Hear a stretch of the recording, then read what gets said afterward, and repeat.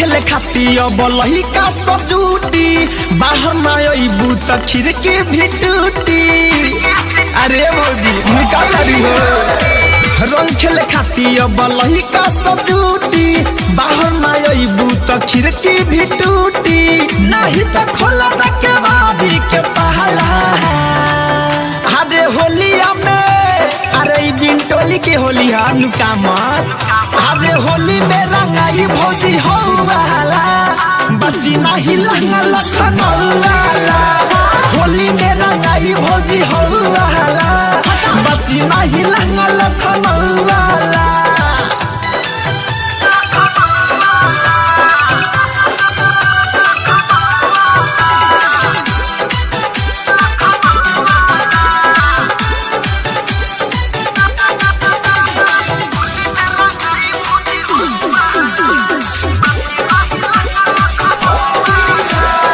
नया तू पेन्ही के सजल बारू ढोरन के नजरी में गड़ल बारू।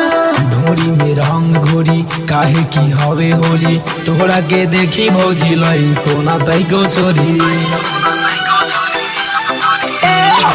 नया तू पेन्ही के सजल बारू ढोरन के नजरी में गड़ल बारू। ललका पियर का संग धरी मोबिल कहाला होलिया में। अरे तोरा खाती हम स्पेशल रंग लेके आल बनी हो। अरे होली में रंगाई भौजी हो वाला बच्ची नहीं लंगा लखनऊ वाला। होली में रंगाई भौजी हो वाला बच्ची नहीं लंगा लखनऊ वाला।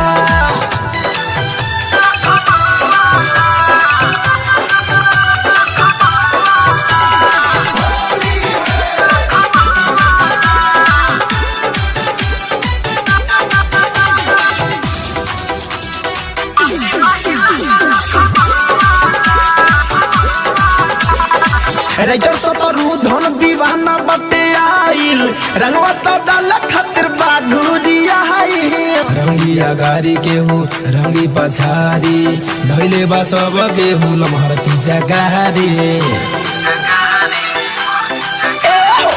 संजय सुमित के बाते पगलाइल रंगवा तो डाल खातिर बाघुरिया धरे कंधन सुरस करे लहाला।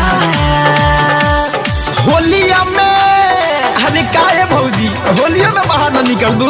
अरे होली में रंगाई भौजी हो वाला बच्ची नहीं लंगा लखनऊ वाला। होली में रंगाई भौजी हो वाला बच्ची नहीं लंगा लखनऊ